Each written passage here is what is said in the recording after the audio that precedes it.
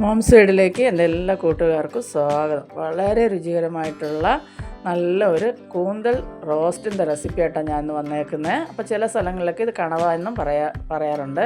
അപ്പോൾ നിങ്ങൾക്ക് വീഡിയോ ഇഷ്ടപ്പെടുകയാണെങ്കിൽ ഒന്ന് ലൈക്ക് ചെയ്യാനും നിങ്ങളുടെ പ്രിയപ്പെട്ടവർക്കെല്ലാം ഒന്ന് ഷെയർ ചെയ്ത് കൊടുത്ത് എന്നെ സപ്പോർട്ട് ചെയ്യാനും, ആദ്യമായിട്ട് എൻ്റെ ചാനൽ കാണുന്ന കൂട്ടുകാർ എൻ്റെ ചാനലൊന്ന് സബ്സ്ക്രൈബ് ചെയ്യാനും, തൊട്ടടുത്തുള്ള ബെൽബട്ടൺ ഒന്ന് അമർത്തി ഓൾ എന്നുള്ള ഓപ്ഷൻ ഒന്ന് എനേബിൾ ചെയ്യാനും മറന്നു പോകരുതേ. എന്നാൽ നമുക്ക് വീഡിയോയിലിട്ട് പോയാലോ, വാ. അപ്പോൾ അതിനായിട്ട് ഞാനിവിടെ നമ്മുടെ കൂന്തൽ ഇതുപോലെ നല്ലപോലെ കഴുകി വൃത്തിയാക്കി ഇതേപോലെ റൗണ്ടായിട്ട് കട്ട് ചെയ്ത് വെച്ചിട്ടുണ്ട്. ഈ ഒരു കനത്തിലൊക്കെ കട്ട് ചെയ്ത് വെച്ചിട്ടുണ്ട്. അപ്പോൾ ഇത് നല്ല ടേസ്റ്റായിട്ടോ ഈ റോസ്റ്റ്, ഒരു രക്ഷയില്ല. ഇത് ഒരിക്കൽ കഴിച്ചാൽ പിന്നെയും നമ്മൾ കഴിച്ചുകൊണ്ടിരിക്കുക. അപ്പോൾ ഇത് വേവിക്കുമ്പോൾ നമ്മൾ ഒരുപാടൊന്ന് വേവിച്ച് കഴിയുമ്പോൾ ഇത് നല്ല ഇങ്ങനെ റബ്ബർ കണക്കായി പോകും. അപ്പോൾ ആ രീതിക്ക് അവർ നല്ല സ്മൂത്തായിട്ട് കിട്ടത്തക്ക രീതിയിൽ വേണം നമുക്കിത് വേവിച്ചെടുക്കാൻ. അപ്പോൾ ഞാനിത് കുക്കറിലൊന്ന് വേവിച്ചെടുക്കാമെന്ന് വിചാരിച്ചു. അപ്പോൾ കുക്കറിലേക്ക് നമുക്ക് ഈ കൂന്തൽ ഇട്ട് കൊടുത്തതിന് ശേഷം നമുക്കിതിലേക്ക് ഒരല്പം മഞ്ഞൾപ്പൊടി ചേർത്ത് കൊടുക്കാം. അപ്പോൾ ഞാൻ ഈ കുക്കറിൽ ഇട്ട് കൊടുത്തിട്ട് ഹൈ ഫ്ലെയിമിൽ ഒറ്റ വിസിൽ അടുപ്പിച്ചതിന് ശേഷം പിന്നെ ലോയിലിട്ട് ഒരു 4 വിസിൽ കൂടെ, അങ്ങനെ മൊത്തം ടോട്ടൽ 5 വിസിൽ ഇതിൽ അടുപ്പിച്ചെടുക്കുന്നുണ്ട്. ഇനി ഇതിലേക്ക് ഇത് 1/2 ടീസ്പൂൺ കാശ്മീരി മുളക് പൊടിയും കൂടെ ചേർത്ത് കൊടുക്കുക. ഇനി ആവശ്യത്തിനുള്ള ഉപ്പും കൂടെ നമുക്കിതിലേക്ക് ചേർത്ത് കൊടുക്കാം. ഇതെല്ലാം കൂടെ നമുക്കൊന്ന് ഒരല്പം കറി ലീഫും കൂടെ ഇട്ട് കൊടുത്തതിന് ശേഷം നമുക്കൊന്ന് മിക്സാക്കി എടുക്കാം. അപ്പോൾ കറി ലീഫൊക്കെ ഇതുപോലെ ഒന്ന് പിച്ചി ഒക്കെ ഇട്ട് കൊടുക്കാം. ഇനി ഒരല്പം ഇഞ്ചി വെളുത്തുള്ളി ചതച്ചത്, അപ്പോൾ ഞാനിവിടെ കുറച്ച് ചതച്ച് വെച്ചിട്ടുണ്ട്. അതിൽ നിന്ന് 1 ടീസ്പൂണോളം ഞാൻ ഇട്ട് കൊടുത്തിട്ടുണ്ട്. ഏകദേശം എല്ലാം കൂടെ ഒരു 3 ടീസ്പൂണോളം വരും. ഇനി ഇതെല്ലാം കൂടെ നമുക്കൊന്ന് മിക്സാക്കി കൊടുക്കാം. ഇനി വേവുന്നതിന് ആവശ്യമായിട്ട് നമുക്ക് ഒരു ചെറിയ കപ്പ് വെള്ളവും കൂടെ ഞാനിതിലേക്ക് ഒഴിച്ചു കൊടുക്കുന്നുണ്ട്, കുഞ്ഞൊരു കപ്പിന്.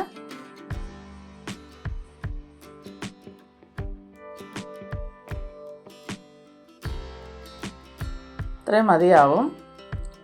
ഇനി നമുക്കിത് കുക്കറൊന്ന് അടച്ച് വെയിറ്റിട്ട് ഹൈ ഫ്ലെയിമിൽ വെച്ച് 1 വിസിൽ അടുപ്പിക്കാം.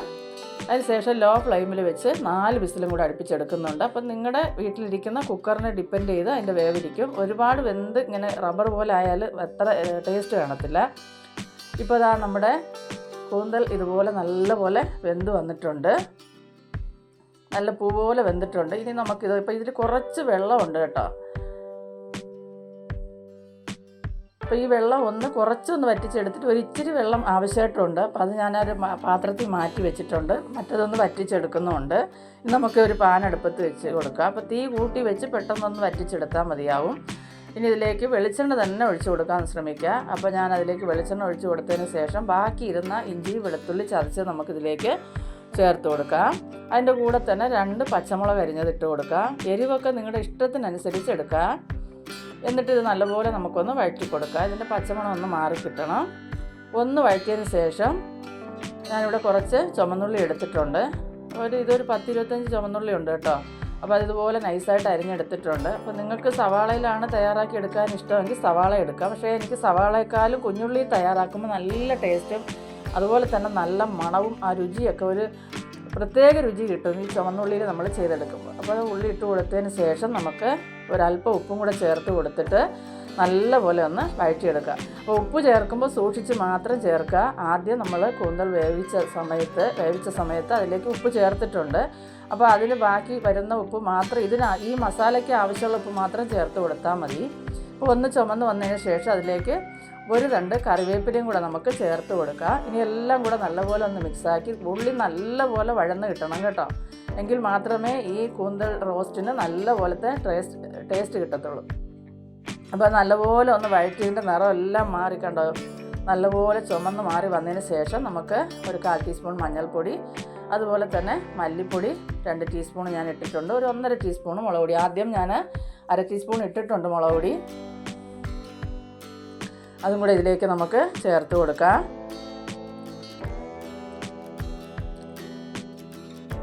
ഇനി നമുക്കിതിലേക്ക് ഒരു 1/2 ടീസ്പൂണ് പെരിഞ്ജീരകം പൊടിച്ചത്, പെരിഞ്ജീരകമാണ്, ചെറിയ ജീരകമല്ല, പെരിഞ്ജീരകം പൊടിച്ചതും കൂടെ ചേർത്ത് കൊടുത്ത് ഒന്ന് മിക്സാക്കി കൊടുക്കുക. അപ്പോൾ ഇതിൻ്റെ പച്ചമണമെല്ലാം ഒന്ന് മാറിക്കിട്ടണം. അപ്പം തീ കുറച്ച് വെച്ച് 1-2 മിനിറ്റ് നല്ലപോലെ ഒന്ന് വഴറ്റിയെടുക്കുക. അപ്പോൾ ഇത് നല്ലപോലെ ആ പൊടിയൊക്കെ മൂത്ത് നല്ലൊരു മണം വരും, അതുവരെ ഒന്ന് വഴറ്റിയെടുക്കുക. ഇനി ഇതിലേക്ക് ഇതുപോലെ ഒരു തക്കാളി ഞാൻ ചെറുതായിട്ടൊന്ന് അരിഞ്ഞെടുക്കുന്നുണ്ട്. ഈ ഒരു തക്കാളി അത് നമുക്കിതിലേക്ക് ചേർത്ത് കൊടുക്കാം. എന്നിട്ട് നമുക്കൊന്ന് വഴറ്റി കൊടുക്കാം. നല്ല ടേസ്റ്റ് എന്ന് പറഞ്ഞാൽ ഒരു രക്ഷയില്ലാത്തൊരു ടേസ്റ്റ്. അപ്പോൾ ഇത് ഞാൻ നേരത്തെ കൂന്തൽ വേവിച്ചതിൻ്റെ വെള്ളം കുറച്ച് മാറ്റി വെച്ചിട്ടുണ്ടായിരുന്നു. അപ്പോൾ അത് നമുക്ക് ഈ സമയം ഇതിലേക്ക് ഒഴിച്ചു കൊടുക്കാം. ഒഴിച്ചു കൊടുത്ത് ഇതെല്ലാം കൂടെ ഒന്ന് ഇളക്കി യോജിപ്പിച്ചതിന് ശേഷം നമുക്കിതൊന്ന് അടച്ച് വയ്ക്കാം. ചെറുതീരിട്ടൊന്ന് വേവിച്ചെടുക്കാം. ഈ തക്കാളി എല്ലാം വെന്തുടഞ്ഞ് നല്ലപോലെ ഒന്ന് വെന്ത് കിട്ടണം. അപ്പോൾ ഒന്ന് ഇടയ്ക്കൊക്കെ ഒന്ന് ഇളക്കി നോക്കുക. അപ്പം ഒന്നുകൂടെ തക്കാളി വേവാനായിട്ടുണ്ട് കേട്ടോ. നല്ലപോലെ വെന്തുടഞ്ഞ് വരുമ്പോഴാണ് ആ ടേസ്റ്റ് നല്ലപോലെ നമുക്കത് ആ റോസ്റ്റിൽ കിട്ടുന്നത്. അപ്പോൾ ഇനി കുറച്ച് നേരം കൂടെ ഞാനൊന്ന് ഇത് അടച്ച് വയ്ക്കുന്നുണ്ട്, ഒന്ന് ഇളക്കി കൊടുത്തതിന് ശേഷം. അപ്പോൾ കുറച്ച് നേരം കൂടെ ഇരുന്ന് അതൊന്ന് നല്ലപോലെ ഒന്ന് തക്കാളി വെന്തുടഞ്ഞ് വരട്ടെ. അപ്പോൾ വീണ്ടും ഞാനത് തുറന്ന് ഇപ്പോൾ തക്കാളിയൊക്കെ നല്ലപോലെ വെന്തുടഞ്ഞ് വന്നിട്ടുണ്ട്. ഈ സമയം നമ്മൾ വേവിച്ച് വെച്ചിരിക്കുന്ന കൂന്തൽ ഇതിലേക്ക് ചേർത്ത് കൊടുക്കാം.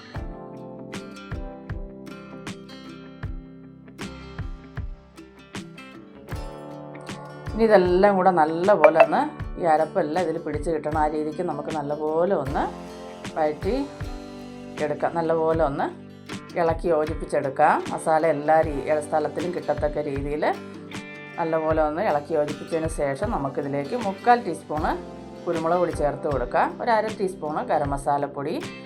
ഇതെല്ലാം കൂടെ ഇട്ടൊന്ന് ഒന്നുകൂടെ നമുക്ക് മിക്സാക്കി എടുക്കാം. നല്ല കിടിലൻ ടേസ്റ്റിലുള്ള ഒരു കൂന്തൽ റോസ്റ്റായത് കേട്ടോ. അടിപൊളി എന്ന് പറഞ്ഞാൽ ഒരു രക്ഷയില്ല കേട്ടോ. എത്ര കഴിച്ചാലും മടുക്കത്തില്ല. ഇനി നമുക്കിതിലേക്ക് 2 തണ്ട് കറി ലീഫ് നമുക്കിതിലേക്ക് ചേർത്ത് കൊടുക്കാം.